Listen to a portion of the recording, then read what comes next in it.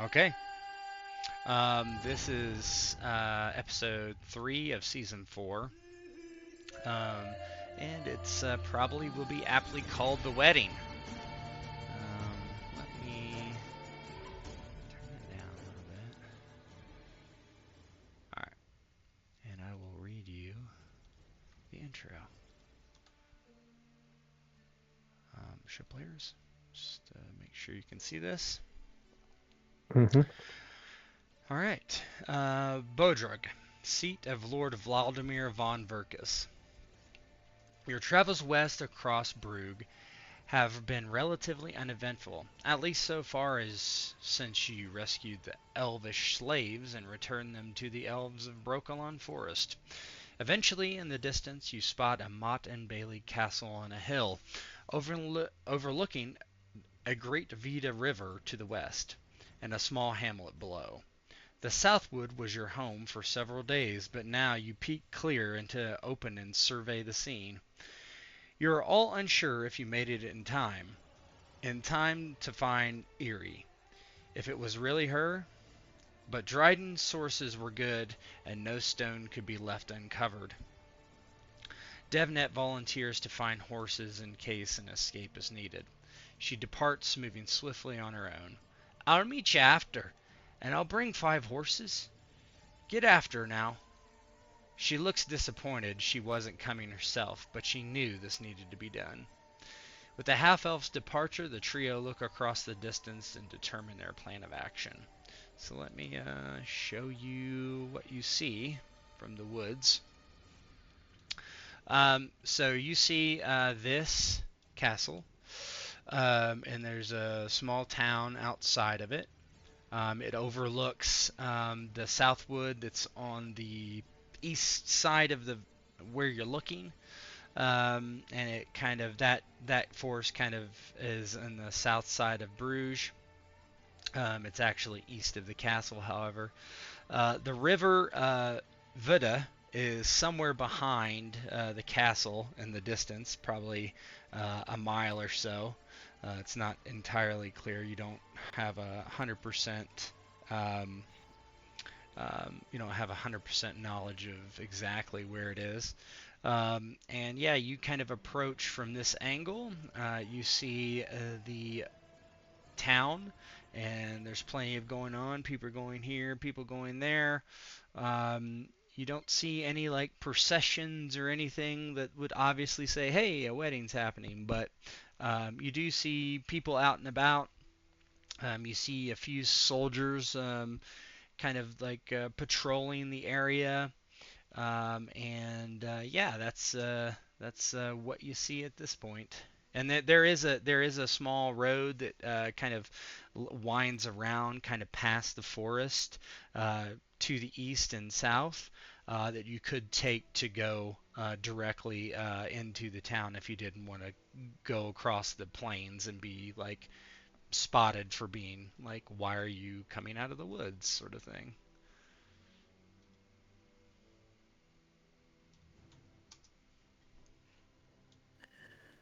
Carthis um, surveys kind of the lay of the land and look to Craith and Dryden. And, well, we're here. This is supposed to be the day of the wedding, I believe. Uh, I suppose we must break this up somehow. Get the bride away.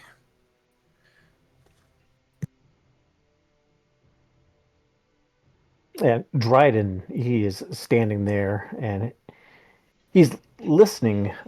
He's listening to Sir Carthis, but he doesn't acknowledge him. His eyes are looking up, locked on the castle.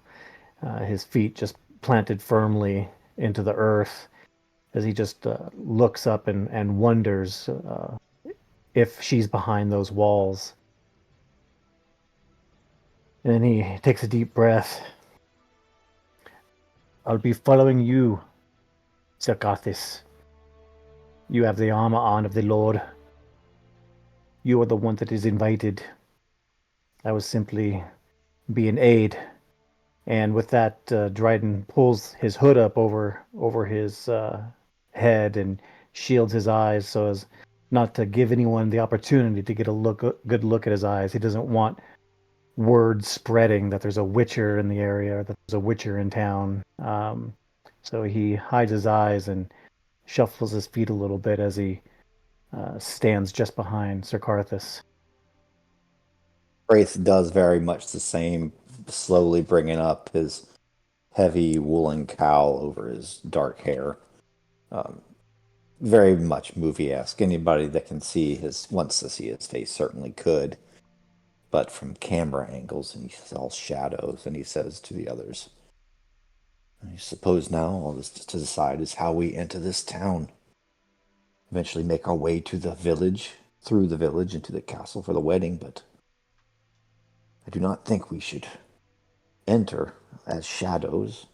As you said, Dryden, Sir Carthis wears the Lord's armor. We should enter with our heads high, not like a dog between our legs. No reason to hide. No, you're correct. We are here with an honored guest.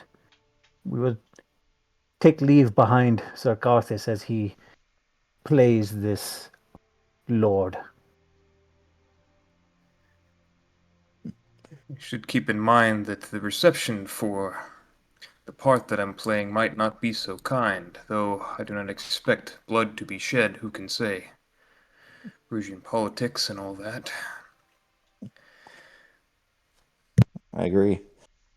As they say, Brugian politics often come at the point of a sword, but I dare say, brothers, I don't think between the three of us we can put 3 syllables together, but we should try our best.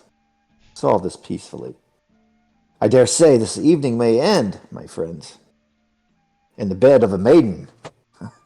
Let's not end it on some butcher's table, being sewn against our will while we swill cheap whiskey to forget the evening. And Dryden looks over at him and gives the slightest of chuckles and a half grin.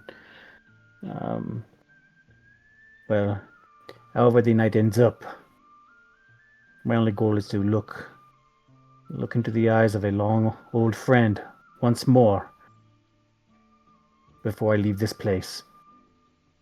And then he goes back to looking up at the castle and the walls. Carthis nods to Craith and Dryden. I think, well, first we must approach, I think, with confidence, as you said, Craith. Perhaps through the field, visibly. Coming out of the forest, coming out of these trees might give the wrong impression. And then we must gain admittance to this castle. I presume that this wedding is being held. From there, I think we'll have to think a little more quickly on our feet. One thing at a time, perhaps. And you were given like a invitation, right, to show these guys. Can you read? Can your character read? Oh yeah, I'm pretty sure I have literacy. Let's see. Yeah, you do. Yep. Yeah, so okay. Yeah, you have looked it over, I would say, in the past, and it does say you and your retinue. So that basically the invitation gave you some leeway to bring bodyguards with you, essentially, so you could feel safer. So yeah, it seems like I mean, there's nothing going to be odd about rolling in with 2 other dudes at the very least. If anything, it looks more confident that I didn't bring more. Yeah, maybe. Yeah, so Carthis will, he'll put on he'll put the helmet down, as he has continued to do in order to maintain the facade. And, alright, let's circle around and approach from the plains. That way it looks a little more official. And then we'll make our way to the castle, present this invitation, and once we see where this wedding is properly being held, we'll figure out a new plan of action from there.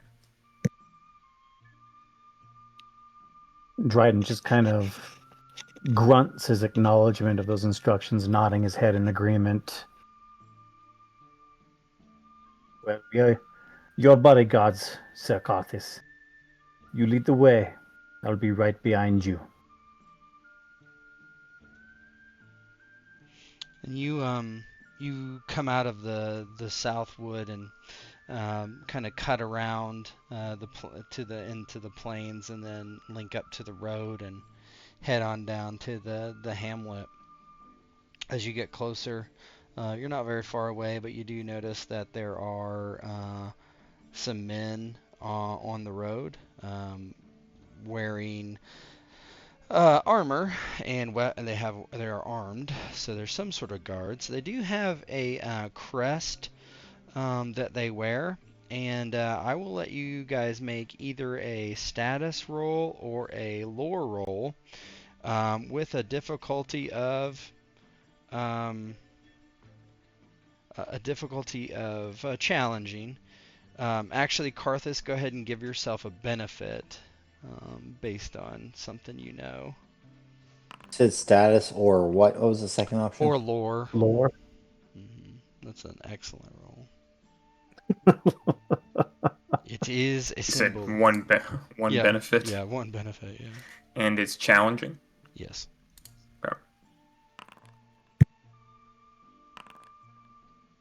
Okay. Okay, Carthis, or Craith, I should say. Oh, you didn't put the challenging on there. Yeah, so you all fail. Um, it is a image of a dragon. Carthis, you kind of like consider this because your armor has a symbol of a dragon on it as well. Your armor is red. Your dragon is silver. They have a not a jerkin, but what do you throw over a set of armor? Anyway, their chest piece, the cloth on it has a dragon. It is silver. Now your dragons look different. That is for sure. So you don't know what the significance of that is, but it something has to be going on with that, right? Um, and as you do approach, they kind of step forward, and one of them raises a hand and says, "Oi there, travelers! Only invited guests. The wedding. The wedding. There's a special wedding. Royal wedding. Only the top-notch folk are allowed inside, and you don't much look like a top-notch folk." Then you should reconsider your eyes, and I will show him the invitation. He looks at it and looks at the other guy and says,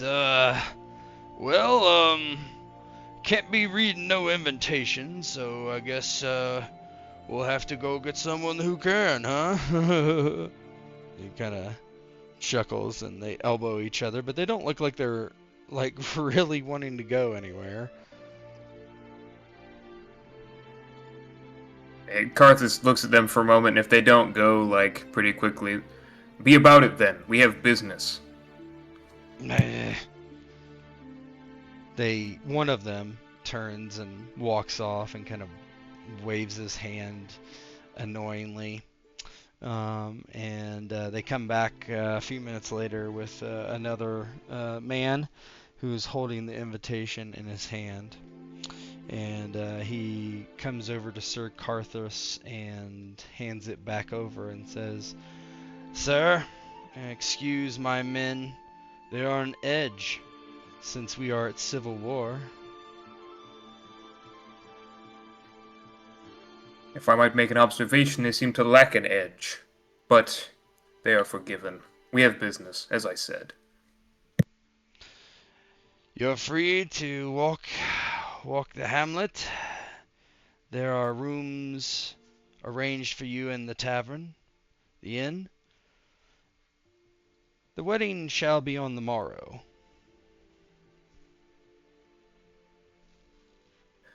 Very good. First in the morn? When the sun is highest, midday. You have my thanks. And I will nod to my quote-unquote bodyguards to follow. Yeah, and as you walk in or walk past, you see that there is a what appears to be a temple of Melilite, the god of bounty. They are a pretty peaceful cult that is spread around the north. They worship basically Mother Nature, essentially. You would assume that since this is the temple here, that would probably be the location of the wedding. That would be common sense.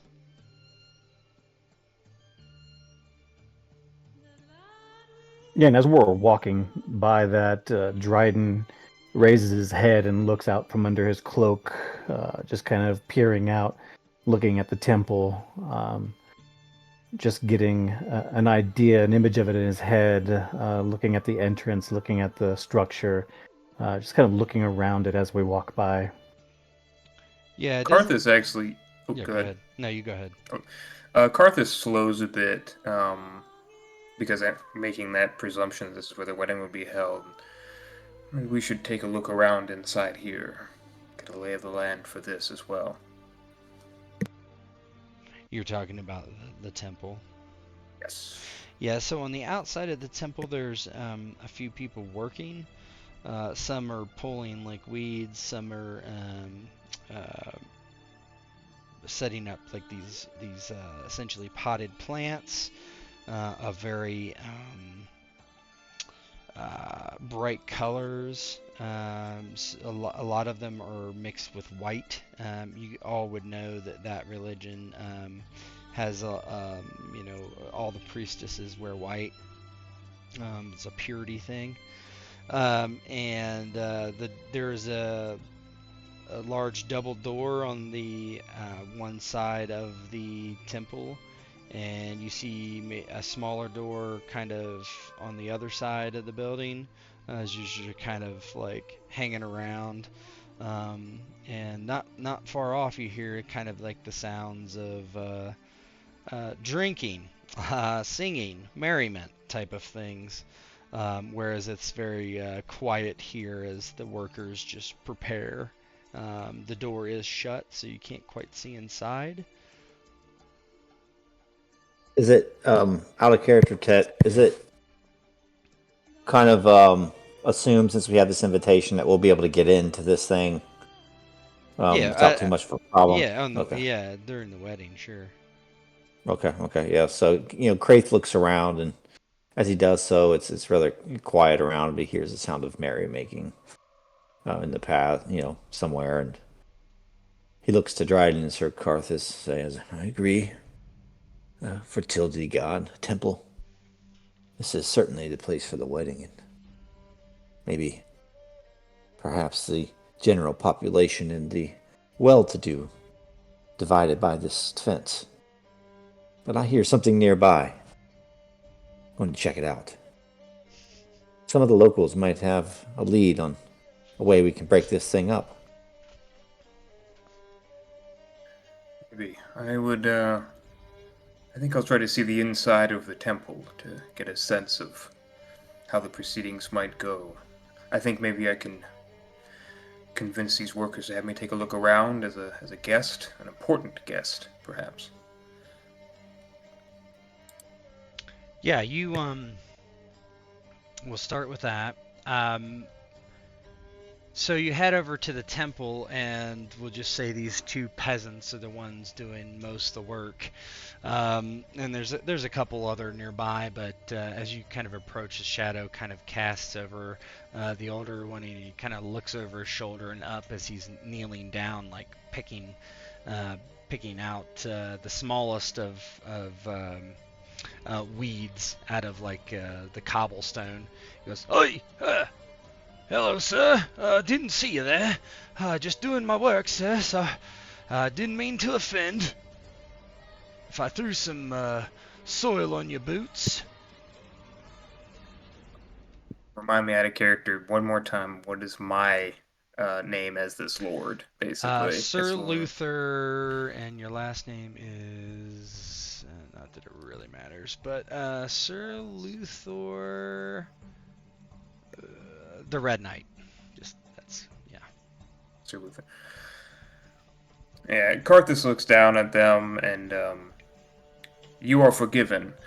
I am Sir Luther, an honored guest at this event that is to take place, and I wanted to walk about to get the lay of the land, to get a sense of the proceedings.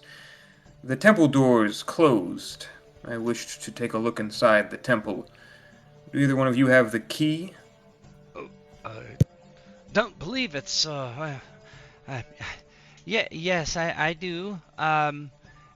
They told me that no one should go in unless it was someone with the boots off. One of the ladies to take care of the inside, one of the priestesses. They don't much like people snooping about, and I'm sure the Lord wouldn't like someone's dirty boots being trod inside.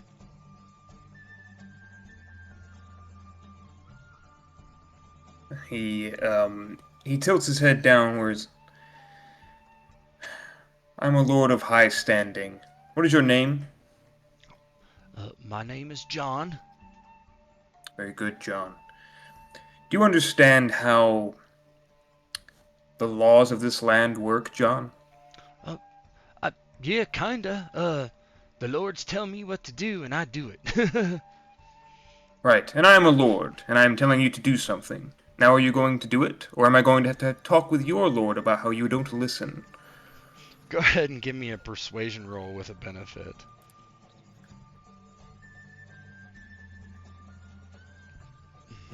Persuasion.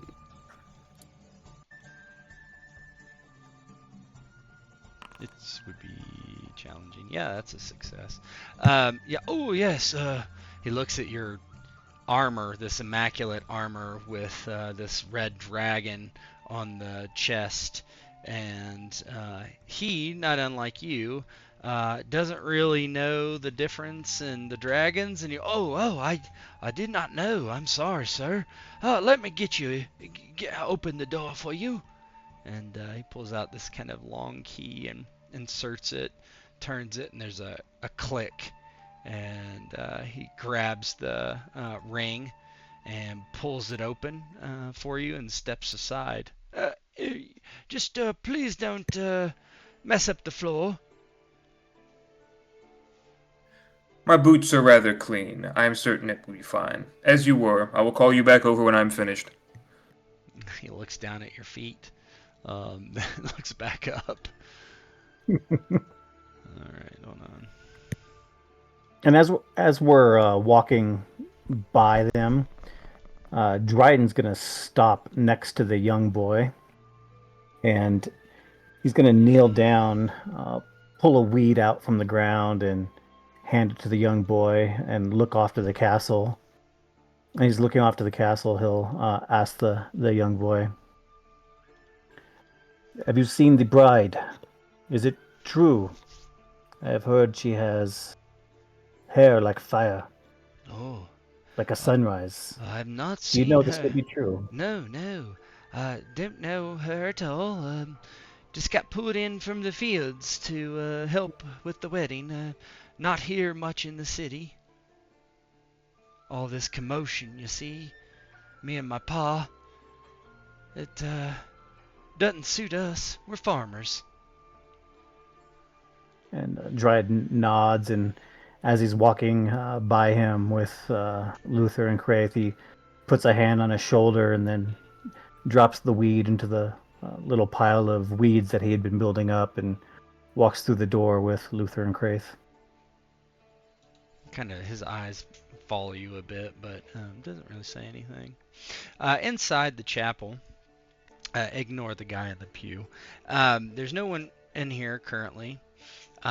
These lights are actually not lit, the candles.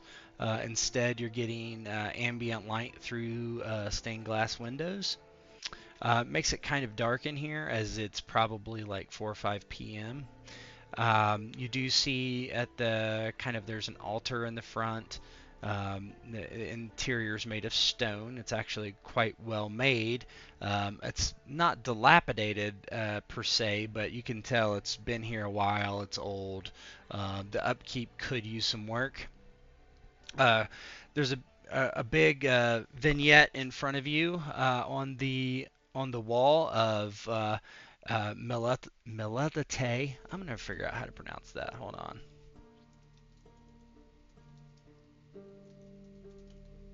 Let's see how do you spell it? Mel Melitele. Melitele. Melitele. And so you see the iconography of this the earth goddess, if you will, one of fertility. She's holding a bundle of grain, kind of like secured against her womb. Um, and yeah, that's kind of what you see. There's, in addition to this, there's some flowers that have been set up, potted plants, just like outside.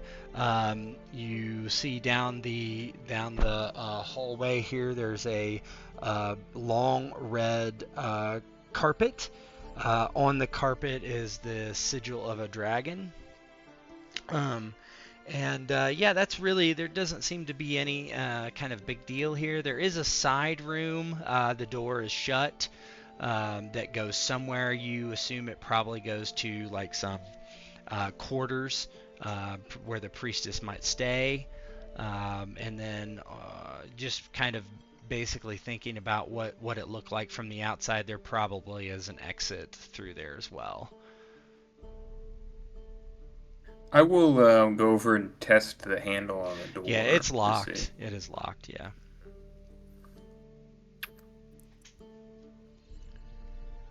Yeah, I'll look to Dryden. We'll have to remember this passageway. I'm certain this is an escape in case we have to do something here. And yeah, when Luther approaches Dryden, Dryden slowly pulls the hood off from over his head and gets a better look of the room. Allows himself to adjust to the dim light in there. Pulls his hood off, partially, for better vision, partially out of some sense of reverence for being in a holy place. And then he nods over to Luther, looks over at the door, just instinctually, not that he didn't believe Luther, but Dryden tries the doorknob as well. Once realizing it's locked, he shakes his head in agreement. I think we will need access to this. At least know that we have access to it before tomorrow. Some kind of key, or perhaps Craith is capable of picking locks. I'm not sure. Just anything to get the pronunciation door of open, so we Melitele. can know kind of what we're looking at. If we can get the bride away before, then better. But we need to have many different plans, I think, for this.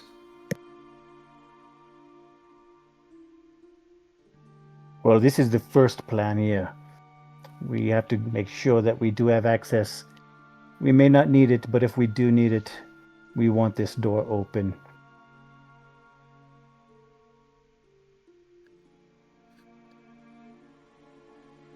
Maybe the fellow outside, maybe that key opens multiple doors, or we could speak to him again, if nothing else. You do notice, the key that you have, Luther, is clearly too big for the side door. The lock on that, it's not going to fit that. The same key won't, at least.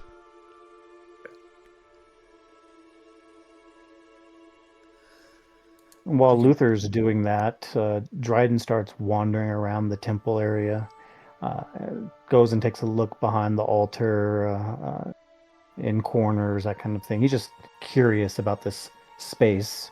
You do see on the opposite side of the altar, on the back side of it, there are kind of shelves. It's like hollow, and there are things like scrolls and tomes, and there's like a little bowl that's empty, and some other. You see, there's a mortal and a pestle there too. Things like that, but yeah, nothing that I don't know if any of that catches your interest, but Yeah, Dryden's otherwise there's walking. nothing. Yeah, Dryden's walking by that, and he's kind of running a finger along the shelving there as he's walking by, touching all the things as he goes, just kind of absent-mindedly looking at everything, and nothing stands out for him. He's not much of a reader anyhow, and he looks at the mortar and pestle, raises an eyebrow a little bit, thinks of the potions he used to make, and walks back over to Luther and Craith just to figure out where they're at in the process. I think I kind of went towards that merrymaking because I Yeah, don't think I'm really in the. let's switch the scene so Yeah, that we yeah, can yeah. do that. I just wanted to clarify because I Yep, thought Dryden thought it was yep, there. Yep. yep. No, that's good. I, Okay. I did think you were there. Okay.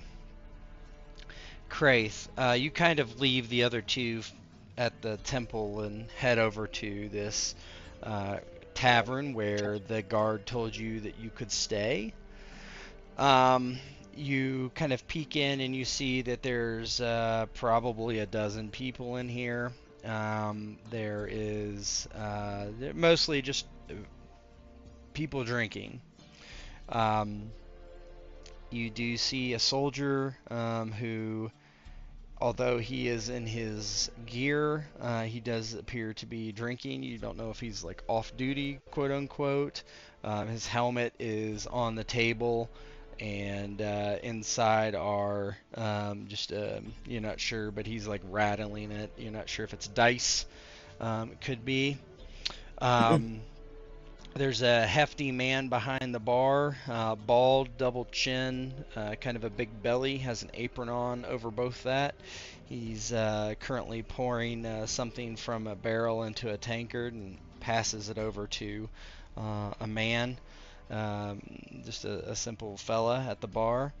And there's a girl who you spot immediately and believe that is a very, very, very attractive, especially for someone who would be a bar wench. And she's going around taking orders, just like hustling, working pretty hard. It seems. It looks like they are the only two employees in here, as far as you can tell.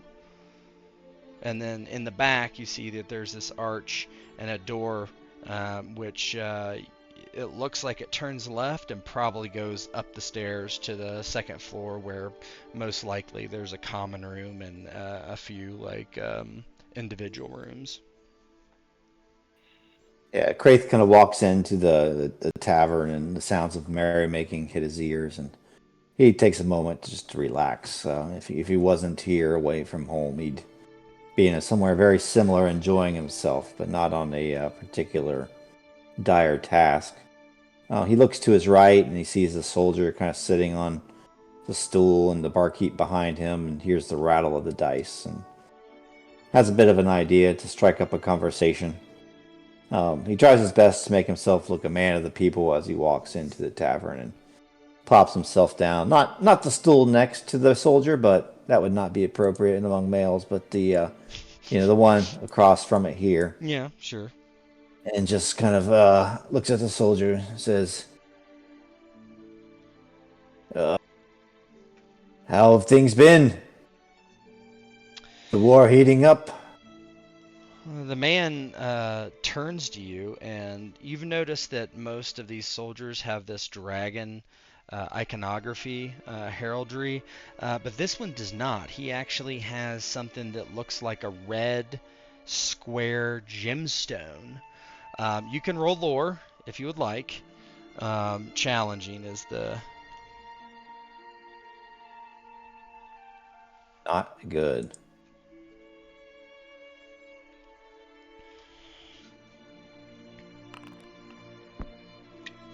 Nope. You don't know. You just know it's not a dragon. The Mhm. guy turns to you and says, You say war? Not part of any war. I'm here for the wedding. What about you, fella? Hired help. One of the minor lords invited to the wedding. Name is Craith. Well, Go Craith, by lot.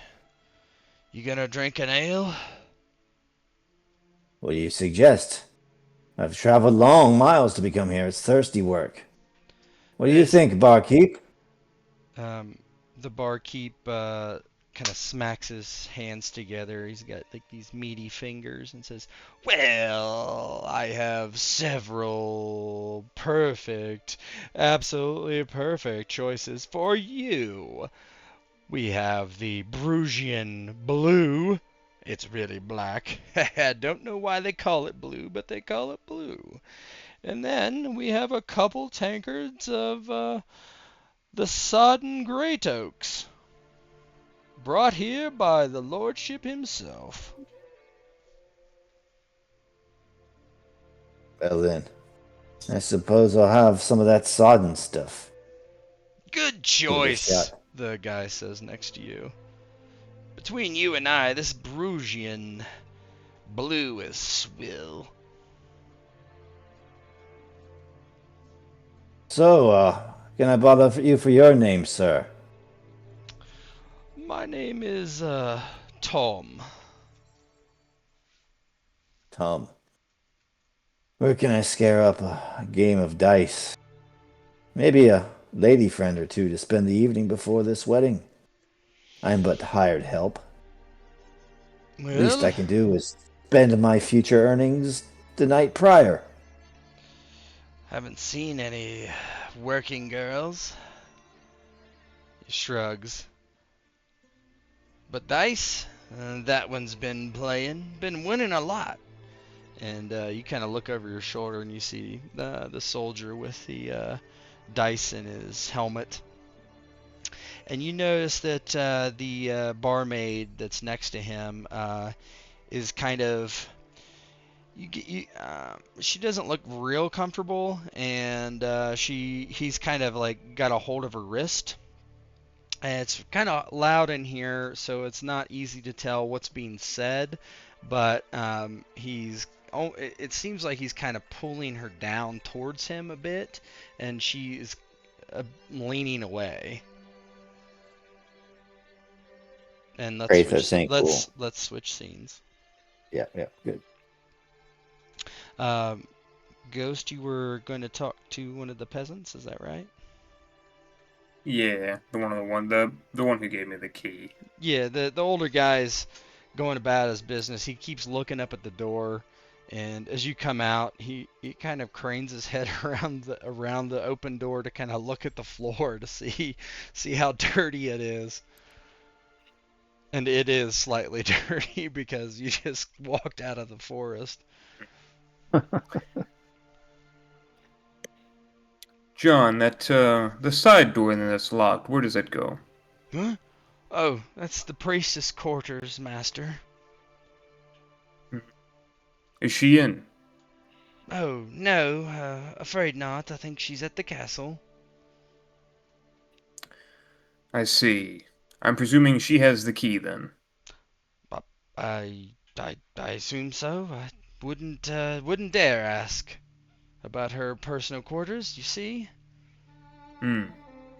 Smart man. You're learning, John. And I hand him the key that he gave me. Keep that safe. Uh, yes, I will. You may wish to sweep around in there a bit, and I will walk off.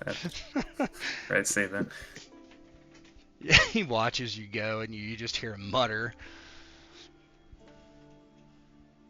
Those Yeah, and lordlings. Dryden. No good.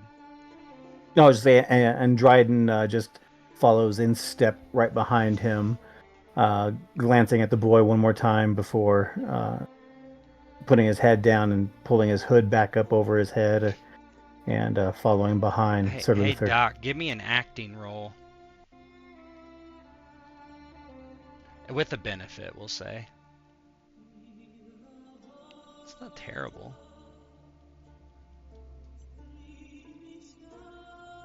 It's under presence.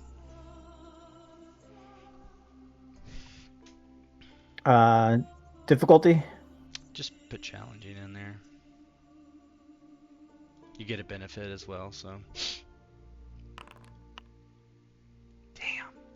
Damn. Yeah, his eyes kind of light up a bit as you kind of look at him, but he doesn't say anything. You're not sure if he recognized you in some way, but he definitely, his eyebrows do go up. Are you guys going? Where are you guys going? Find Craith. Okay. Fine. Yeah, you know he went over to the tavern, so. In the meantime, Craith, you do see this happening over in the corner. What would you like to do?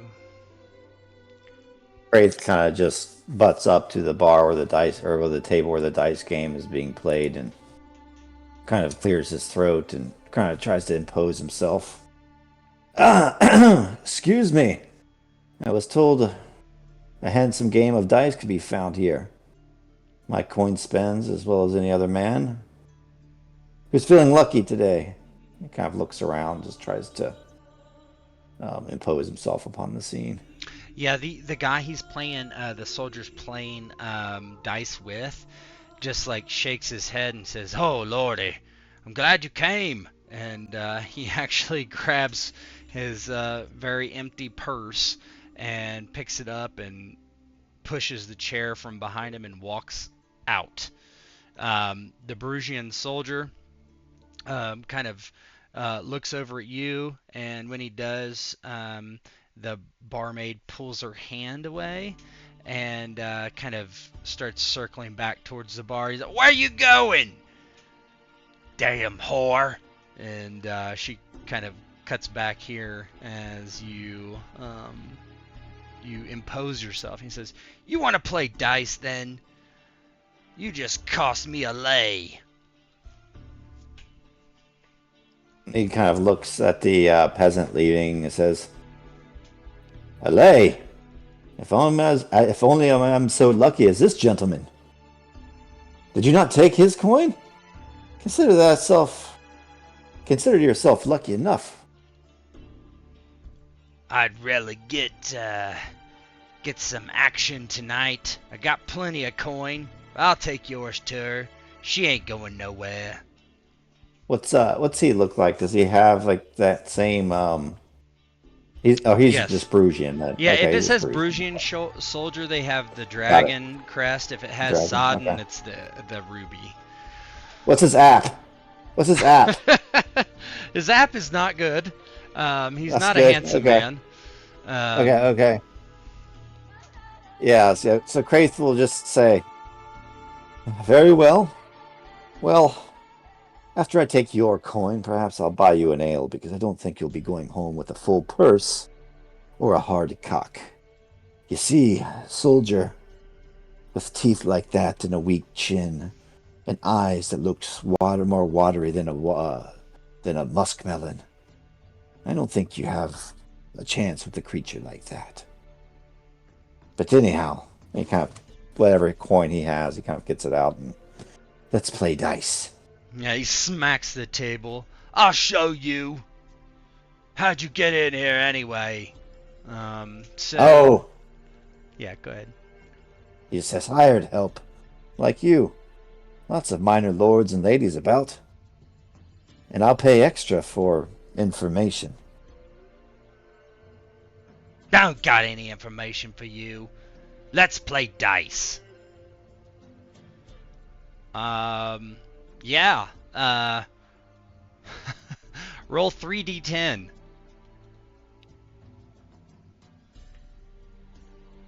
Yeah, and as Luther and Dryden walk in and see Craith moving over to that table and start that exchange, Dryden is making his way over to the bar area here. He rolls, you both roll your dice, and his his dice come up at 25 and yours come up at 11 total. Ha! Give me your coin. And you I don't know, you bet like 2 silver or something. I want to This do is that, too but easy. I want to start trying to hustle him, and then use my telekinesis when stakes get Oh, high. fuck yeah. Oh, Yeah, roll no. it, roll it. Yeah, roll your telekinesis. Are you going to do it, let's say, you're going to want to do it subtly? Yeah. So if you do it subtly, take 1 hardship. Okay. And challenging would be actually against his perception, so...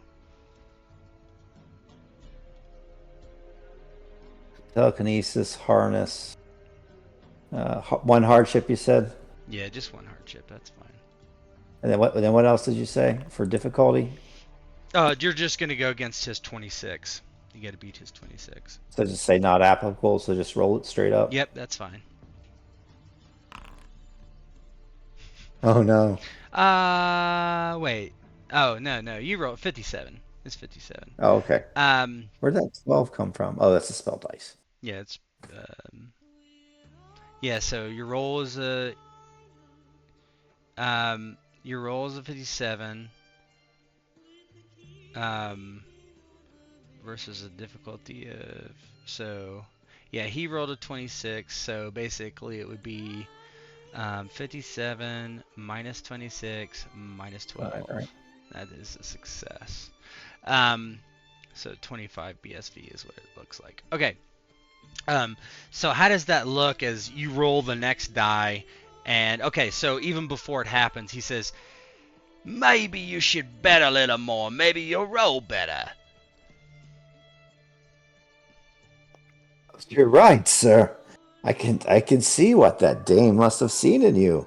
I take my comments back about your watery eyes, weak chin, and absolutely horrid teeth. Yes, I'll redouble my bet. How about triple? I will triple it, good sir. And he pushes his coin, everything he has, forward. Yeah, he laughs and he goes in the helmet and takes, about half out and puts it down. And I guess, yeah, you could probably make your roll anything you wanted. So, yeah, you both roll the dice and you beat him by, what does it look like? Like the dice kind of teeter around and like spin, and he just kind of looks at it. It doesn't have to do a Jedi mind wave, a hand wave or anything. Just kind of looks at it. It teeters, and it was like about to hit the 6, and it teeters onto the 1. Ah, finally, a bit of luck. What?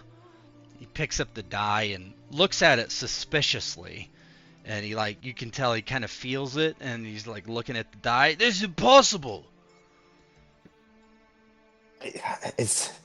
I never roll ones! Lady Luck. Very unpredictable. And he kind of reaches forward and starts to collect his winnings. He of course, goes out, he puts his say. hand on your hand, and where you going? You're cheating! Luther and Dryden, you see this interaction as you walk in.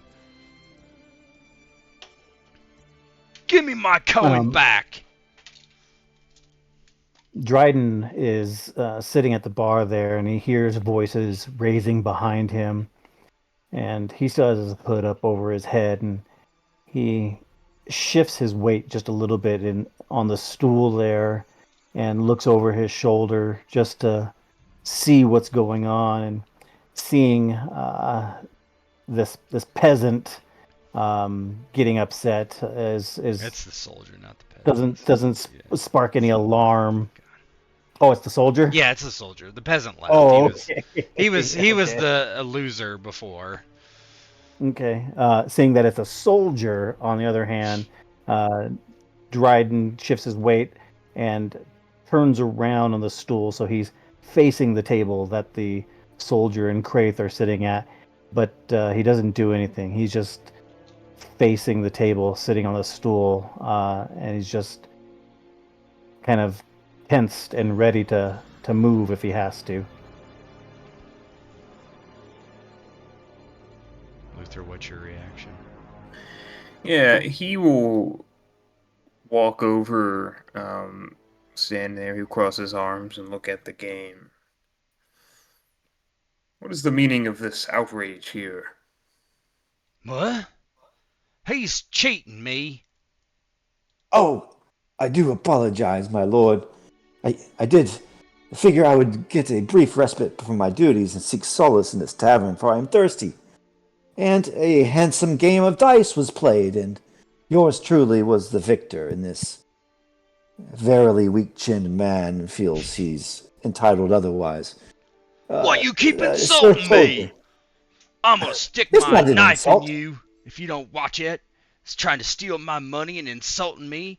I'm a Brugian soldier. I follow Lord Vladimir. Who do you, sir? Why do I sound like I'm Southern?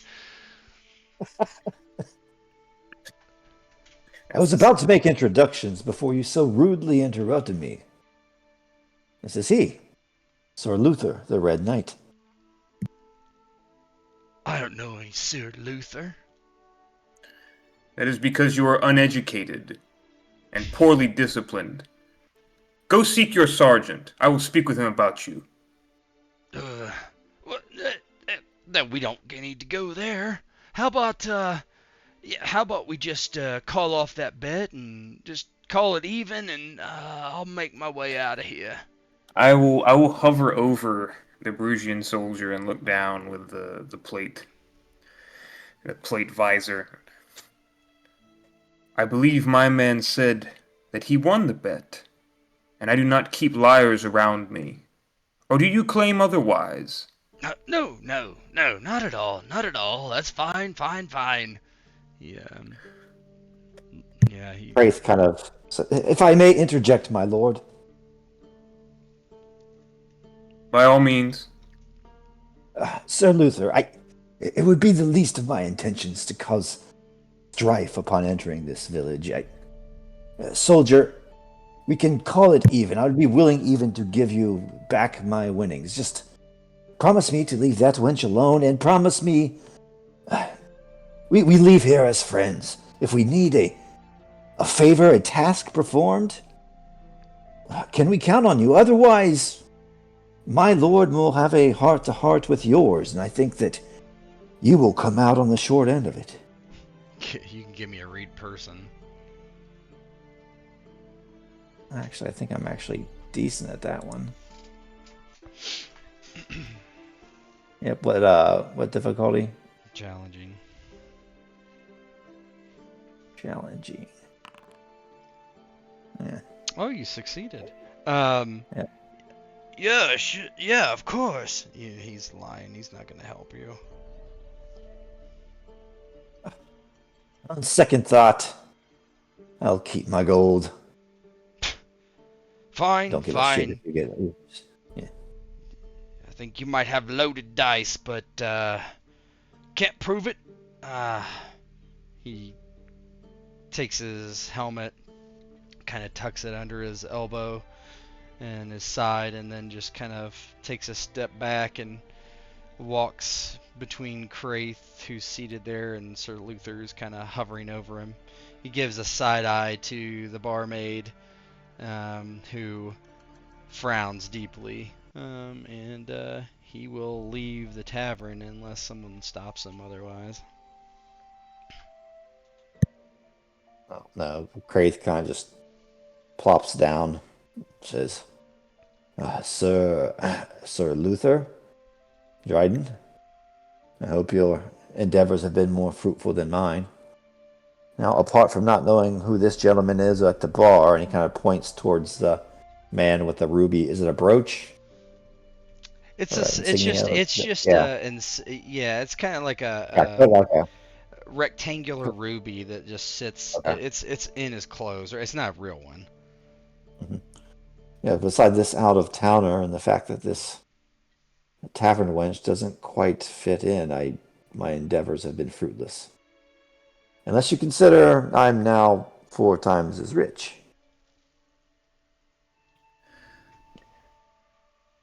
And as the other guard walks out and Craith is talking, Dryden just spins back around the stool facing the bar. This this guy's over here talking to him and helping him, and as that happens, this barmaid walks over to you. She has she's you know to Dryden it might not really matter, but she's really attractive, low cut dress, as is common in the north for the women, particularly the barmaids or prostitutes. Her hair is kind of tied back in kind of like a bandana cloth. And yeah, she kind of leans over you and says, "Oh, hello, sir. What do you require? Sorry, my pa is busy." She nods over to the fat guy behind the bar. Yeah, Dryden just keeps his eyes down on the bar, on the wood of the bar, just looking at the wood grain, focusing on it. He just says, "Water. Just get me water made." Water? I will see if we have any fresh water. And then before she walks off, Dryden reaches out and grabs her by the wrist. He says, "A moment. Have you seen the bride-to-be tomorrow? Your new maiden who's going to be taking the Lord's hand. Have you or your other women talked to her, seen her?" She, so you grab her by the wrist. She was just grabbed by the wrist a few minutes ago with the guard, and she turns around and hauls off and smacks you straight across the face. "I am so sick of you damn bastards! Unhand me!" And Dryden lets go and puts his hand up in the air to show that he has no ill intent. "It was a question. Have you seen the bride-to-be?" Kind of everybody's looking in your direction at this point, and she takes a step back and she's, "No, she's been in the castle for months. Never comes out. Nobody's ever seen her." "You can bring me my water now."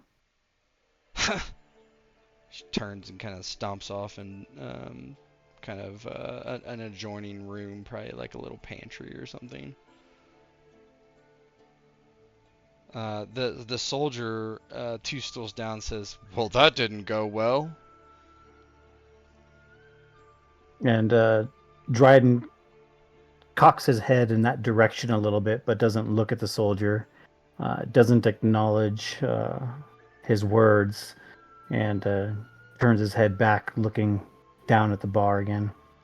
"What do you care so much about the bride, anyway?" What I mean, do you everybody's care? curious about what she looks like, but What do you care of my curiosity? You just said everybody wonders what she looks like, as do I. It was a question. kind of a rough question, don't you think?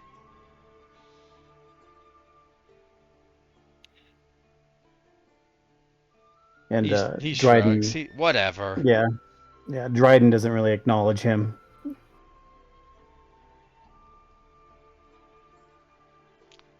Eventually, the girl comes back and drops a cup in front of Dryden. Roughly half of it spills on the bar. It looks like water. You're not exactly sure. It doesn't look particularly clear. She just walks over around to Sir Luther, and she has this exasperated look on her face. Says, "Ah, my lord, how can I help you?" Good, is it afternoon? Yeah, Evening? it's like 5, 6. It's probably getting towards nighttime. Good evening, madam. I will just take an ale. And Oh, one as well for my bodyguard here. oh yes. He looks. Are you talking about Craith or Yeah, Dryden? yeah. Yeah, Craith already has one, but yes. Are you finished with your Sodden oak tree. Yeah, Craith's about half done and says, yes, it's recommended. Yes, sir. We have a sodden ale and a Brugian ale, whichever you prefer. We also have spirits, but you did say ale, so. The sodden ale is fine. Yes, and she just turns around and heads back off to the bar, leaving you And two alone. Luther watches her go, and he looks to Craith. I don't mean to curtail you, as I am not actually your lord and keeper, but we are getting quite a bit of attention here for having just arrived. Yes, I agree. My tactics were not as fruitful as I would have hoped. Loose lips certainly don't frequent this tavern. I haven't learned anything new. We have some loose plans and understanding. Dryden and I went to survey the temple. We have the lay of it. We were not able to get access to the chambers of the priestess, which we believe might lead outside. Do you have some skill in picking locks, or? That's a thievery roll, if you're wondering. Thanks. Not trained, no. No, it's not my purview. I tend to, unfortunately, fight my way in. When I try to talk, it always goes wrong, and then I fight. So no. But obtaining a key or forcing entry. It will be in the hands of the priestess. She is in the castle, so unless we're able to somehow get access to the castle, which it seems not to be the case, then it will have to be on the morrow, obtaining that key. Thus my effort to befriend that brute. But he was untrustful. I saw into his heart. As you guys are talking, the door kind of opens from the outside, and three individuals walk in. The first is very clearly some sort of person of higher stature. He has kind of a bowl cut, I guess, is the way to describe it. A mustache, he probably wouldn't be wearing armor currently, but he has a hauberk or a jerkin with a kind of that red ruby symbol on it. He's very tall. He does have a sword that hangs from his hip, and then he's flanked by two soldiers, also with the ruby. Yeah. He walks in, kind of looks around, and one of the men says, "Ale for my lord," and Zosia heads and is doing her thing, getting stuff ready. They both look up. A little, you can tell on Frantic and Zosia's face, they probably recognize this guy and look a little bit intimidated.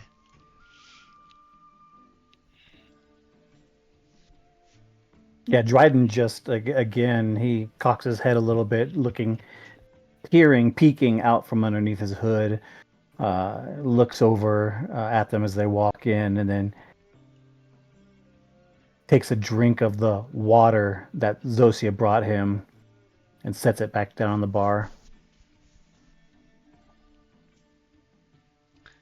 Yeah, the guys from Sodden get a table. They're kind of all like drinking. Tom stands up and walks by Craith and says, "Hey, you want some? You want to know who might know what the bride looks like?"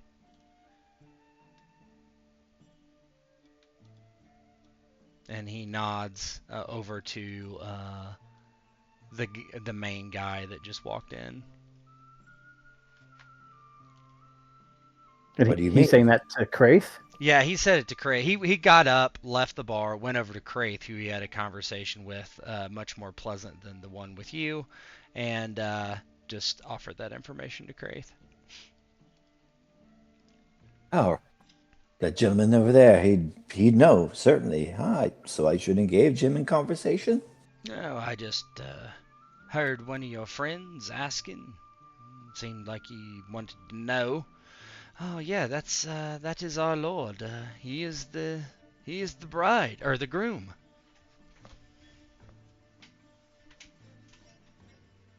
Groom Oh, there. Bulkett. Hey, so Lloyd Christmas I, is his name. I, it does look like that. Oh my God! Now I can't unsee it. Oh, I dare What's his say, name? Lloyd Christmas from Dumb and Dumber. Oh, oh no. I dare say the groom should know the name and visage of his own bride. Thank you for the information. I shall tell my lord. Oh yeah. Craith relay. I'm going to go have an ale over there if you don't mind. I got to, kiss the royal signet ring and whatnot. Of course, of course. Don't let me interrupt you.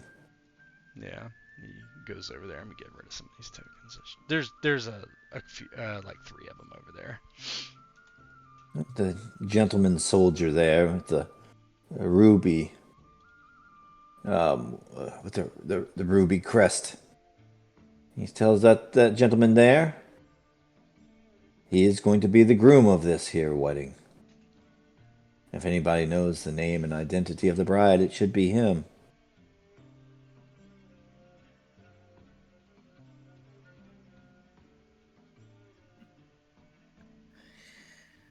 Perhaps I should speak with him. Well, there are also 2 ways to stop a wedding, or more than 2, and if we can't get to the bride, perhaps we can get to the groom. That seems a dark thought for a man we do not know. I do not know that I would be comfortable with it. Let me And speak to him, Dryden, you at can least. hear. I would just say you can hear this. You know, Okay, if I you're if hear. you're if you're I near enough them, that's fine. Just to make it easy. okay. Yeah, as soon as Dryden heard that that was the groom, he immediately sat up straight and cocked his head in that direction, listening to any kind of conversation that might be going on, while he sits there nursing this glass of brown water, bringing it to his lips, tasting it, making a little bit of a face, setting it back down, but the whole while trying to listen in on this conversation that they're having. Give me a perception with a hardship.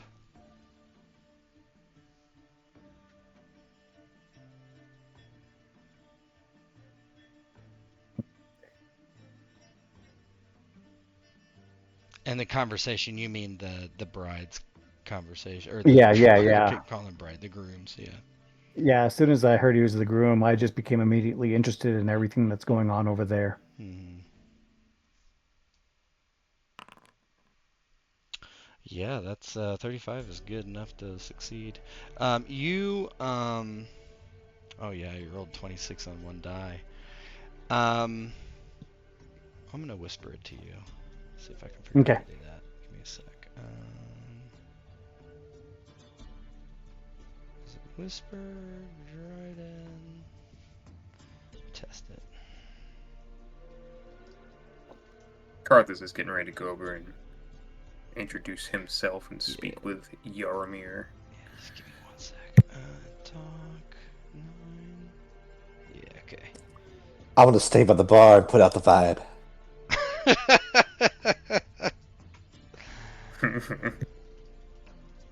Lloyd Christmas, that's his name. I've heard in a long time. Go up to Zosia. So you're telling me there's a chance? Yeah.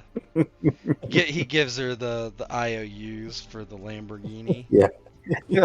These are better. These are IOUs. Good as cash.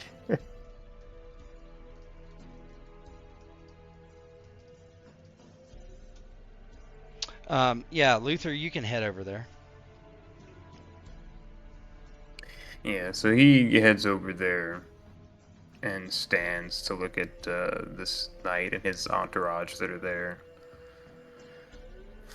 Yeah, He'll wait for him to be noticed. yeah. Kind of. The knight, Yaramir, kind of sees you over the corner of his shoulder, over his shoulder, and kind of turns and goes, "What? Who are you? I am unfamiliar with you, but you look like a man of some import." In this country, for certain. I understand that you are the groom-to-be of this wedding which I was invited to. I am Sir Luther, known as the Red Knight in these lands. Huh? Yes, I have heard of you. Ah, please, sit with me. Tom. He nods to Tom and the rest, and they kind of make themselves like a tree and leave. Sit with me. Have an ale. About that time, Zosia returns and hands Luther his ale, smiles, and the knight smiles back to her and gives her a little nod, very polite. She curtsies and returns. And he has a seat. And your name, sir, I'm afraid I am unfamiliar with you. Ah, yes. I am Sir Yaromir, Kazanorog of Sodden. I will remember the name. I My am. my family owns a fief close to the border of Bruges. I see.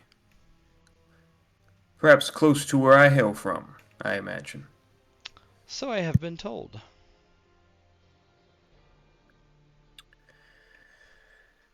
An interesting development, this wedding. I had not heard any whispers of it, and normally people are quite gossipy at court even during a civil war. How is it that this came to be, if you don't mind me asking? I can tell you what I know. I believe my father and Lord Vladimir arranged it. I could not say who negotiated the original first, but I am here, and it will be so. And our houses will be aligned.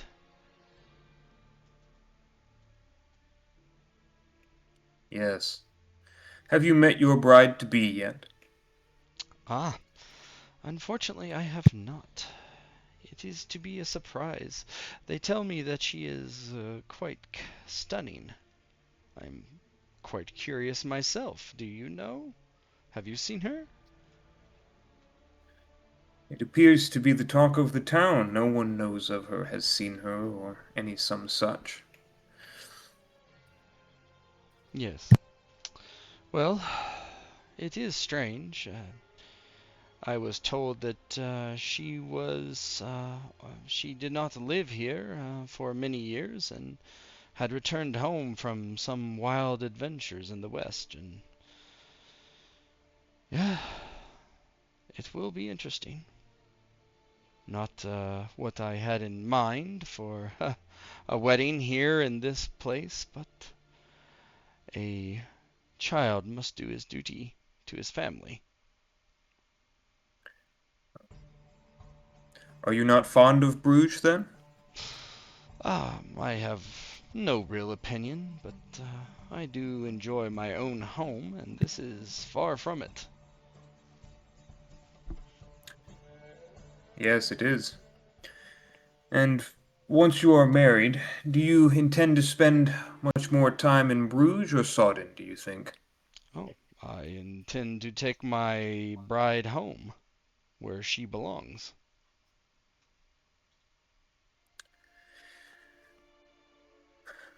And he's at this point, Carthis is trying to play a part basically because he Hmm. imagines that Sir Luther maybe has a reputation.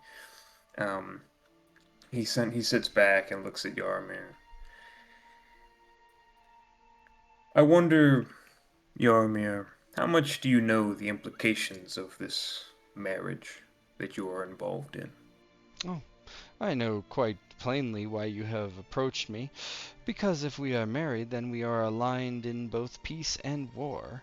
And I do know where your territory is and its relative close position to Sodden. So then you understand my concerns when men of Sodden are already here, to be led here, to form this alliance. I do not know what you want me to say. There is nothing I can do about it. I will marry her, and likely we will strike our banners and invade. I tell you this as noble to noble, to man, to knight. I have no duplicity or deception. And that sits well with you, to involve sodden men in Brugian affairs, to have your bannermen die for a war that is not theirs at all. It is my father's decision. How old are you, Yarmir? I am 26. So a man, then, A man. not a boy, to be directed by the whims of his father. I realize that you are low-born, Sir Luther, but a man, a part of a noble house, must do his father's bidding. Perhaps I am low-born, Sir Yarmir, but I did not earn status by accident. This is true. It is through character that it was given. It was through conquest and war, was it not? What character did you show when you killed your neighbors, when you killed other Brugians in this war? I am not the butcher. You must ask yourself, Yarmir, do men follow you because of who your father is, or do they follow you because of who you are? I don't have to ask myself that question, because I know the answer. I hope that perhaps in your time here you will find the answer on your own, as to what kind of man you are and why your men follow you. And Sir Luther will get up and step away. Yeah. Yarmir kind of watches him go and takes a drink from his tankard and doesn't really say anything. I'll nod to Craith and Dryden that um, we should give this place some space for a moment. And no sooner than he says that, Dryden immediately spins around in his stool, uh, adjusts his hood, leaves a coin on the bar there, and walks out the front and waits out there, uh, kind of just getting some fresh air after hearing everything he heard. Mm-hmm.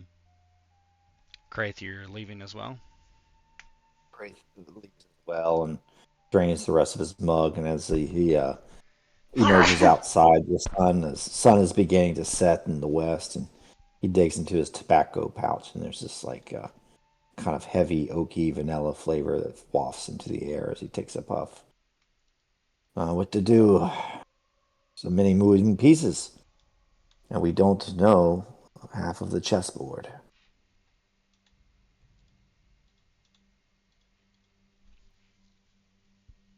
And as they're walking away, Carthis looking around, making sure no one's listening. Perhaps overplaying my hand a bit there. Sir Luther is going to hear a lot about what he said and did here, I imagine. Even if this bride does not turn out to be, and he looks kind of pained when he says this, even if the bride does not turn out to be Irie, then this man is still no man of honor. He does not deserve the bride. His words in there, they were not chivalrous. They were not kind. Speaking of taking that barmaid, laying with her before the night before his wedding to another.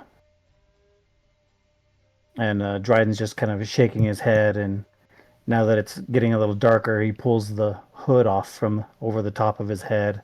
Wasn't it the And soldier that was doing that? No, Dryden heard something we Yeah, didn't. yeah. Dryden Oh, had a okay. percent. It Okay. was basically before Sir Luther Oh, went no. over there. Yeah, I would act like I didn't know that. yeah, That made yeah, character. yeah. Perfect. That makes sense.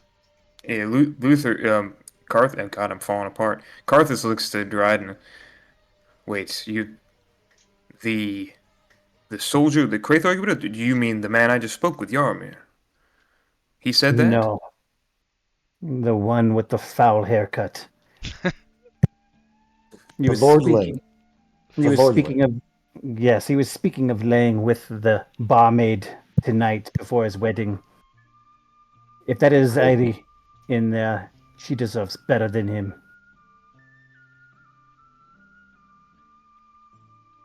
We can we can perhaps use this some way. How? Let's think. If this comes to pass, if this, which I agree with you, it is a most foul thing indeed to lay with another woman before you were due to be wed to one. That is low, beyond simple matters of honor. That is simply evil.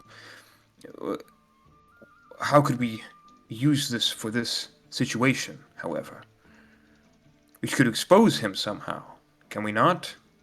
Although I suppose that they want the wedding to happen regardless, but it would be a it would be a disgrace were this to become common knowledge, would it not? It would be something that would put ill at ease the populace here to know that their lord married off a noble daughter to someone so foul. Heartily agree, my lord. He kind of keeps up his cover as he takes a puff off his pipe. And if they are low, then I dare say we strike low as well. And perhaps this bar wench inside, perchance she seeks revenge, and perchance she would have access to a certain part of the delicate male anatomy. And perhaps this witcher, do you have any potions or concoctions or decoctions that would work on a coction? looks towards Dryden, and then he kind of looks at the moon and thinks about that sodden ale and what was in that stuff. um, Dryden gives a little half grin when uh, let your word play out like that. He also wonders about your sobriety right now. It it is of no use. It doesn't matter what we say. You, and he's looking over at Luther. You are biased. You have a reason for them not to be married. They will not listen to us. It is your word against his word, and he is the groom. And you, with reason, to break this marriage up, they would simply say you are lying. He is a proud man. He dare not enter his bedchambers if his loins are on fire. Speak with the barmaid. Use her appetite for revenge against this lordling with the haircut. That's foolish. Biden rubs his cheek where he got slapped. I do not think the barmaid will be listening to me anytime soon. Perhaps she'll be receptive to me then. I was polite enough speaking with her. Perhaps you and I could speak with her together. I could make it as an apology for your behavior, perhaps, or something like that. Make her more receptive, put her at ease with us, and then we could discuss what you heard. She would not wish to be taken advantage of in this way. She's being looked at as some conquest by this young lordling. She would not appreciate it. Perhaps she'll be amenable to skullduggery in some sense. Of course. And I have come across certain resources that could make it even more attractive to her. And he like pats his, the coin purse that he just, won.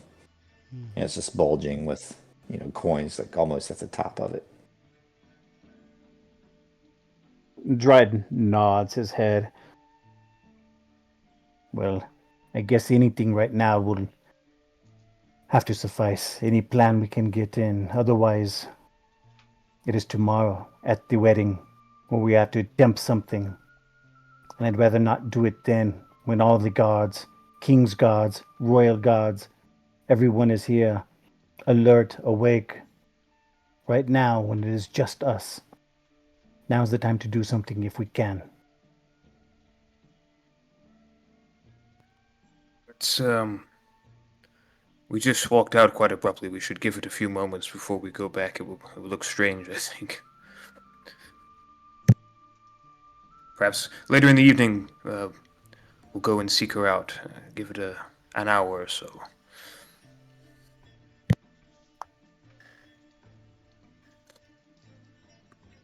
Yeah, you. And Yeah, go ahead. Yeah, Dryden just nods in agreement with that. Yeah, you kill some time.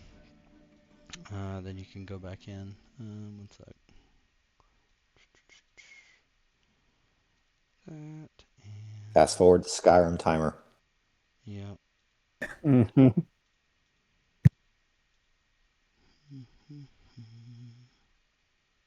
Wait until midnight. Doesn't Dryden have a decoction that can make him break out in pustules or something? He's not very much of a potion I'm not a guy. potions. I'm not a potions guy. Hmm. He needs to get some. Okay. So he's not here. Yeah. A lot of as you're outside walking around, you hear people calling for kind of like a curfew. So a lot of people are kind of filing out of here. Non-guests of the wedding, those of ye in town working on this great wedding to come to on the morrow, report home, get yours rest, for there are many works to do tomorrow. Go home, ye all. And so this is like a crier. And so a lot of the soldiers and peasants just kind of start filing out. Kind of when you go back in the tavern, like it's actually kind of like a pain to get inside because so many people are coming out. You have to kind of wait.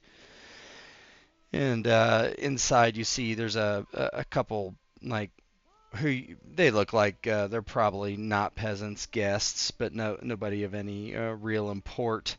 Um, Zosia sits at the end of the bar, kind of tiredly leaning on it with a tankard in front of her, and the guy behind the bar is like cleaning mugs while he sips on his own. Yeah, Luther will approach Zosia. Pardon me, lady. Oh, yes, my lord. What would you like? You're back. More ale, perhaps? A moment of your time, if you would. There was a conversation that my guard and I would like to have in you at one of the tables, in private, regarding a matter from earlier. Oh, my lord, I, I don't know if I've done anything to offend you, and you seem like a good sort. But I must say, my lord, I am not a whore. I have been propositioned all day long, and yesterday and the day before, and He almost holds a for a hand week. up. He Yes. holds a hand up. That is not my intention. I did not think you such. Merely a conversation. Uh, uh, very well. Do you mind if I bring my ale over? I can bring you some too. My nerves are quite rattled. Understandable. Would you like a second? No, this will be fine for the moment. We need nothing. Please. And he'll direct her over to a table. He'll nod to Dryden and Craith. Um, After we all sit down. I understand that one of my guard, there might have been an awkward situation earlier, and he gestures to Dryden. It is a lord's responsibility to take accountability for that of his men. And though I do not believe he meant poorly, how it was received was as such, and so I would like to offer my apologies on his behalf. And I'm certain that he is sorry for his actions as well. She looks at Dryden and then looks at you and says, "Oh, it's no problem, my lord. I did wallop him across the face. Sorry about that. I've been getting my wrist grabbed and my ass grabbed and all week, and I'm quite out of sorts. No one would do that is from here. I know I've grown up with most of these people."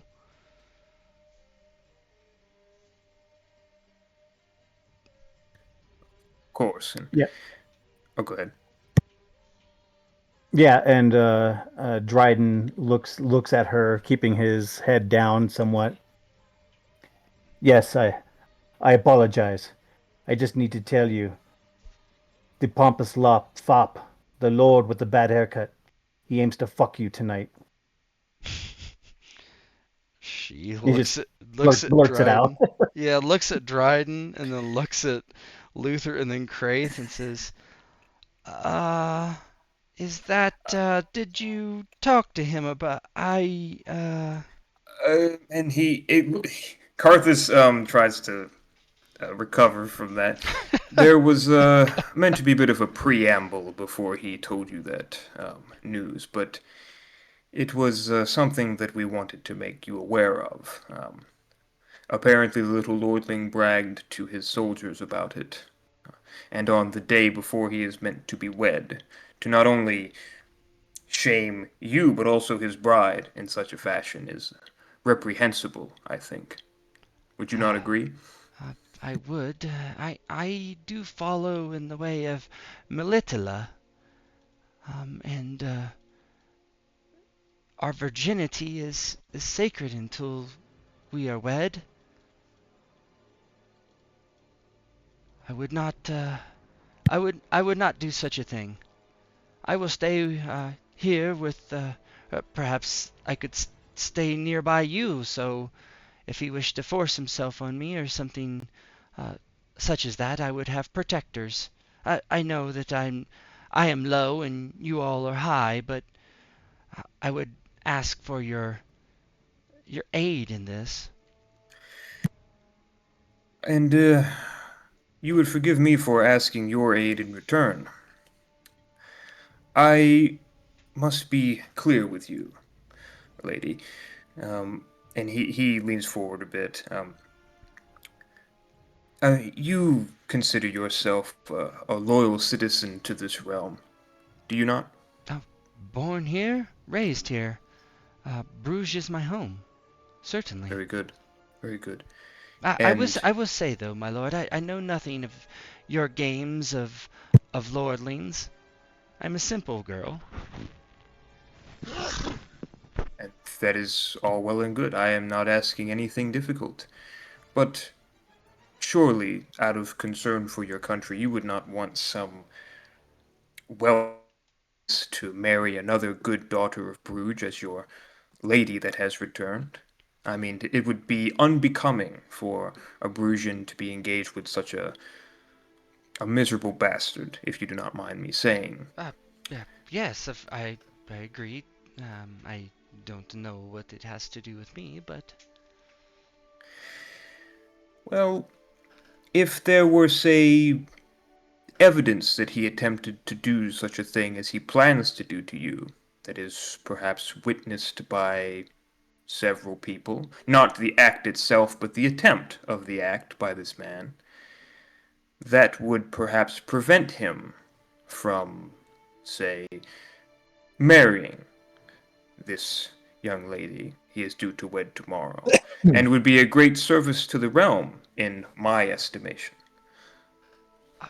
you're saying that I should let him almost take me by force, and then you're going to hop out of a chest in my room and bonk him on the head. I don't understand. This is making me quite nervous, sir. If you want to roll like a persuasion, that would be good. Yeah, persuasion. I could offer coin for a And if anybody benefit. has a rank in persuasion, which I don't think you do, so never mind. I have fate. Remind me how fate's is Yeah, like so spending. you can do it a couple ways. You can spend fate to give yourself a benefit. You can do that for as many fate points as you have, and they come back every session. So I'll spend one fate for a benefit. okay, so give yourself a benefit. And then what I'm saying to her, I'll preamble before I roll. We would be right there to prevent it from happening. Just having him either attempt to come in with you or make his way, any such thing as that. Just so that there are many witnesses, and beyond just us, others as well. Where would you have witnesses if I don't understand? Where are there going to be witnesses that would see this? Everyone's going home. Well, the barkeep will be here, will he not? And there are other guests who are meant to be staying at this inn, are there not? We will make a great commotion. It will be a great big deal. I suppose that's true. And this would be a great service to to expose this man for this cheat that he is. And I will roll persuasion now. Yeah. Yeah, she kind of takes in your your charisma, your fancy armor. You're clearly a lord of some sort. You are talking about aiding Bruges, which, she's not a patriot, but certainly um,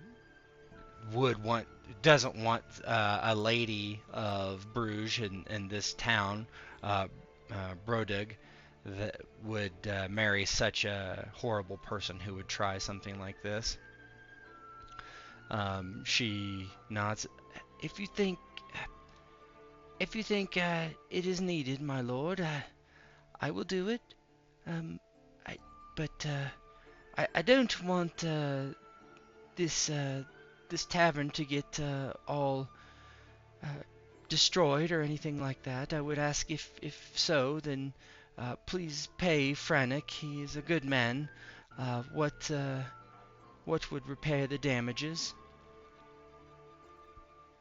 Of course. If he has any character whatsoever, which is of course doubtful, not Frannick, but this fop, this Yaromir, then he should not cause any more commotion once he is captured in the act. If he has any honor whatsoever, I would expect he surrender himself. But you have my word that we will cover whatever damage he might cause in this attempt to wrangle him after his indiscretion. Okay, just please don't let anything happen to me. I'm a good person. I pray to Melitala every day, sometimes twice a day. One day I will give forth the bounty of children to an honest man with an honest day's work. Hopefully a soldier I know. We'll see. But until then, I don't want to be despoiled by some lordling. I wouldn't be fit for anyone then. Perish the thought. We will be right there ready. No ill shall befall you. In fact, if there is any decency in this town, in this world, you will be commended. My friends, I born and raised here, like I said. My parents raised me here. I buried them here. Know everyone. I don't want to be shunned either for making something bad happen for my lord. Nonsense. If anything, you are protecting him. You're protecting him from one who will be abuse towards his daughter, someone who will debase his name. This is protecting your lord, if nothing else. That, yes, that sounds right. So, what do I need to do now? Do I need to find him, bring him? What? It sounds to me as if he will attempt something on his own. I would hear him out, hear what he has to say, and play a part. If he enters the room, tries to do anything with you, we will be right around, ready to intervene and see him for what he is. We will have witness. 3 of us, yourself, surely others that will be abound. He will not be able to speak in his defense. It will be very clear what he has done. Very well. Should we go to my room? It's attached to this building. I can show you where you could hide. As inside, there's a powder room. It has a screen, Yes. but she nods and she would take you in there. Give me one sec. I'm building rooms as I go. I didn't know I would need that room.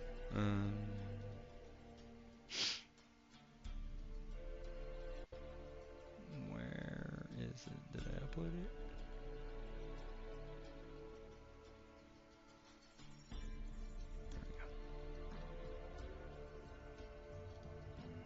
I've got your cookies.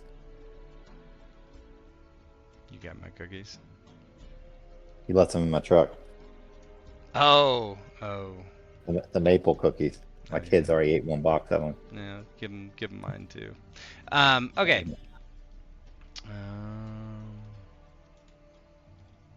So she brings you into this gigantic room, and it's pretty simple. It's fairly narrow. Probably only like this depiction is probably a little wider than it is. It's probably only about 6 feet wide, maybe 7. With a bed kind of crammed into the corner with a small table next to it with a pitcher, and then there's a piss pot in the corner. There is a little to the far wall away from the door. There's a little kind of juts out, and then there's a screen. You're not sure why that's here necessarily. The screen is actually pulled closed, but she says, "This is my room. Back there, that's my little temple to Melitala. Please don't break anything, but I think the 3 of you might be able to squeeze in there."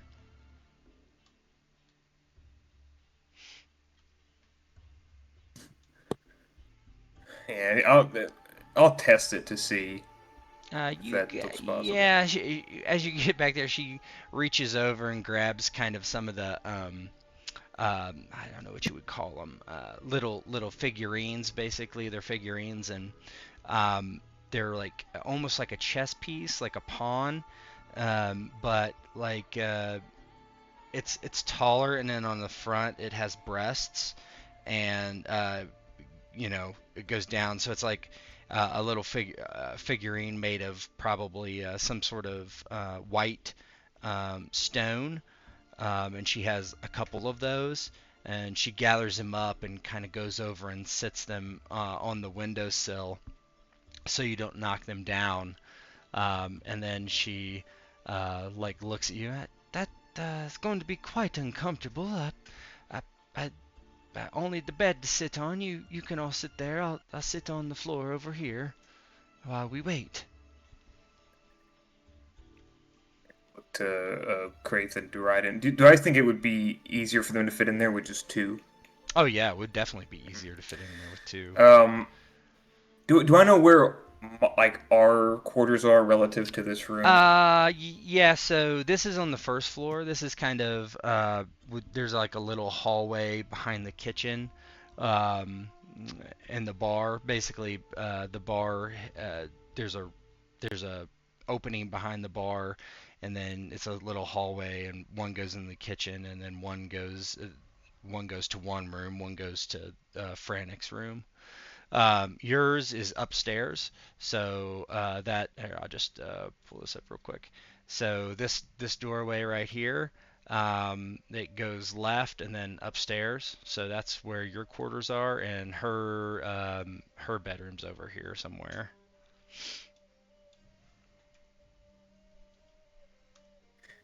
Yeah, so I look around in here. Here is my thought on what we should do. My two fellows here will wait in the closet. We will say that this is a scheme of your two imagining. You heard this after all, Dryden, right? So we will say that the two of you decided to do this to show that what you had heard was truth. You will burst out and confront him. One of you opens the door, calls out of what he is trying to do, what calls out what this Yagomir is trying to do. I will come down from the room, others will come, we will have our witnesses, we will have everyone here. That is what I believe we should do. Yeah, Dryden nods his head. He draws his sword and he holds it in front of him as he slips behind the screen and just, tucks his head in, his chin into his chest. I will just wait here then. Excuse me, you're not going to attack him, are you? I can't imagine that would be good for anyone. I dare say. Dryden is a man of action. I do not think there will be violence tonight. At least that is not our aim. But know, Zosia, that we are able to protect ourselves and you if the worst should happen. Please don't get me There would, involved in any of this, where there's killing or they'll hang me. We will. We do not intend to kill him, but he may be exacerbated, he may be angry. We must simply be prepared. We will try to talk him out of any potential for violence, if that is what he is planning to do, but I do not think it will come to that. My fellows are merely being prepared, as must be necessary. Yeah, Zosia sweeps up her Melitala figurines and just kind of starts rocking and praying. Oh, Melitala, help me. Help me in these trying times, oh Melitala. I will serve you. I will give you many children. I will. I am pure. I am pure. She's just kind of freaking out just a little bit. Craith kind of rolls his eyes in the back of his head and kind of slides in beside Dryden behind the screen.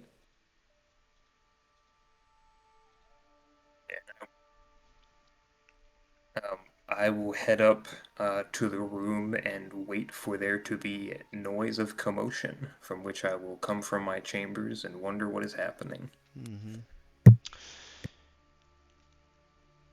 An hour and a half passes idly.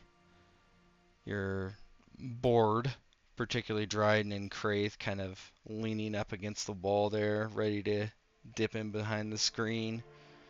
It's a probably wall shoulder to shoulder wall.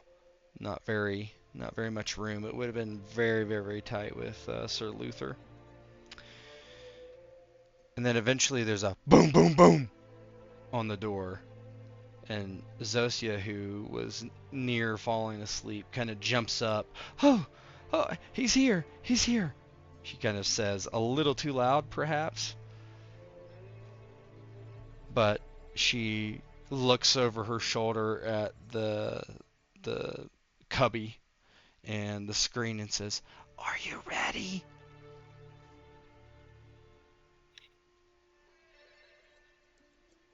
Craith kind of looks to Dryden and says, he's like almost falling asleep. Yes, of course. A rap at the door, Zosia, and soon thereafter action. But I advise caution and patience, and calm. Welcome him in, or perhaps it is a friend. He starts nervously talking and says, Witcher, Witcher, Witcher! What do your senses tell you? And Dryden, who had been essentially doing what he can to meditate this whole time, just grips the hilt of his sword. His fingers wrap around it slowly, one finger at a time, wrapping around the hilt as he hears the bang on the door, and then he hears Craith. Dryden slowly opens his eyes and lifts his head up. And he looks around the screen to Zosa, and he just motions with his head. He makes a motion towards the door with his head, nodding towards it as if to tell her, answer the door. She looks between you nervously and nods, and she kind of brushes her hair back. You don't know if that's kind of like instinctively because she's just kind of been laying down, and she's wearing the same clothes she was wearing to work, and you see kind of her get up and head to the door, and she turns like a little bolt, and there's a click, and then she pulls open the door, and she says, "Oh, hello, my," and then all of a sudden, someone steps in. Hold on. Give me a second. It's gonna be All that right. fucking soldier. All right, hold on. I want you guys to give me a 1d10. Hold on. Okay. All right. 1d10. One person rolls. Yeah. Go ahead, Craith.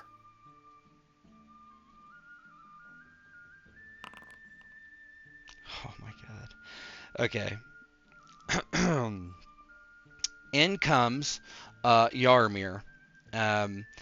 He comes in fast, and he kind of puts his hand over her mouth and grabs her by the back of the neck with the other hand and just pushes her forward to where she's next to the bed, and the door closes behind him.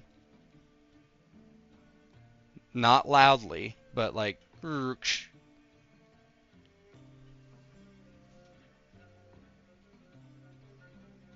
don't say a word. Shh.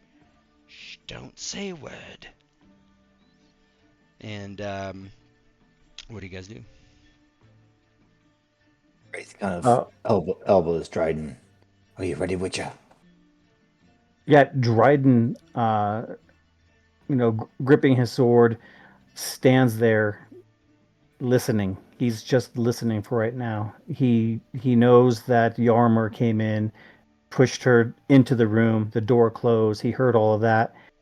Now he's listening just to see what happens next. Yeah. Good. Craith? Yeah, Craith is kind of waiting for like the Witcher's reflexes to kind of lead the way on this. And he says, I will be lightning quick to the door. I did hear it click close. It will be open in a flash. But tell me when to spring, Dryden. You'll trust your senses more than my own in this matter, especially in this dusk. Yeah, and Dryden brings a finger up to his lips, make a hush, sign on his lips, and then puts that same finger to his ear and cocks his head to let Craith know he's listening. Luther, you were in your room, right?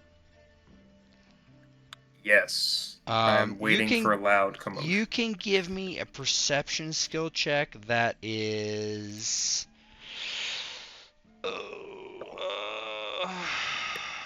impossible. Okay, let me find it. Just giving you Perception. giving you the opportunity. Yeah, you know, it could. Difficulty impossible. Just roll. No. That's it. That's impossible. Okay, so Luther, you're still waiting. You're still waiting. Um, Yarmir, he says, "Don't say anything, or else." And you guys can't really see. You can see just kind of like the outlines of their shape, right, through the screen. And um, you know that she's not saying anything. And he says, "Just be quiet. I want to have a little conversation with you." Yes? There's a problem. I'm here because I have a problem.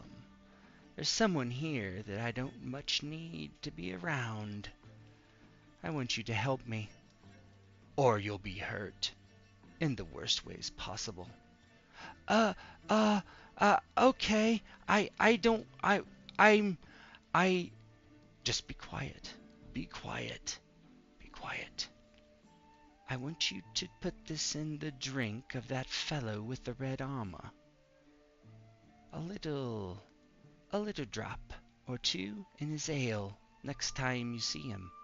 Perhaps when he breaks his fast in the morning. That's all. You do that, lass, and not only will you be unharmed by all these ruffians and hooligans, but I'll pay you some pretty coin as well. What say you? Uh, I really can't do that because, you see, I don't really know what to do. And she kind of, you don't know, but you get the feeling she might be looking around, kind of being unnerved. What is going on here? Are you going to do it for me or not? Yes, I'll do it. Yes. If you don't, my men will be paying you a visit. Uh, okay, okay. And you hear the door open and then shut. And I think that's where I want to end it for the night.